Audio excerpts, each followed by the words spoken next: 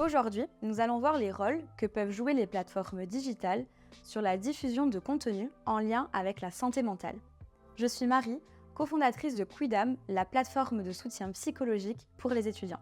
Les plateformes digitales peuvent diffuser du contenu éducatif sur la santé mentale, sensibilisant ainsi le public à diverses conditions, symptômes et traitements.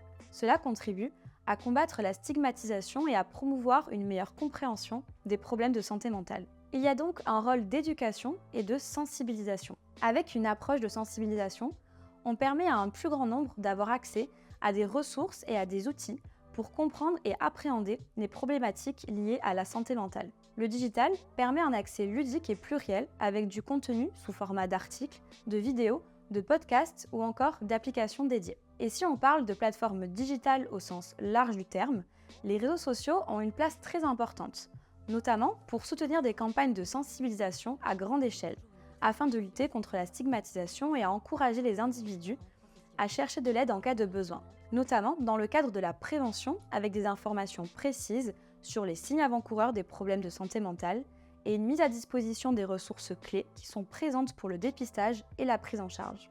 Les plateformes digitales peuvent aider les individus à suivre leur bien-être mental, à établir des objectifs, à enregistrer leurs progrès et même à partager des informations pertinentes avec leurs professionnels de la santé mentale. Ces plateformes, qui sont souvent des applications, sont nombreuses.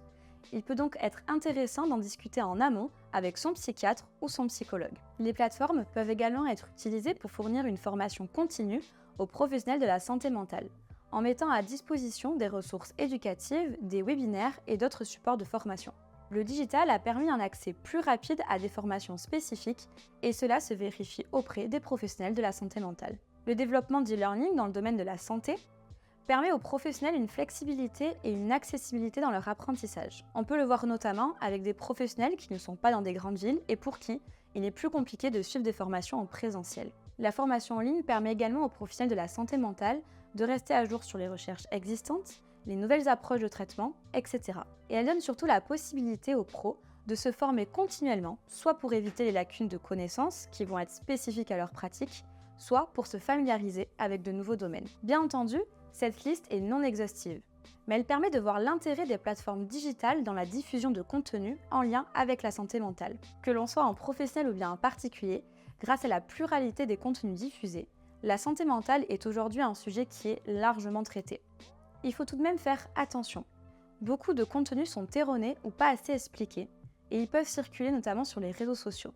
En tant que professionnel de la santé mentale, il faut veiller à sensibiliser sans pousser des personnes à engager une autothérapie sans consultation préalable, notamment en cas de dépression lourde ou de maladie mentale. Pour conclure, les plateformes digitales jouent aujourd'hui un rôle significatif dans la diffusion de contenus liés à la santé mentale.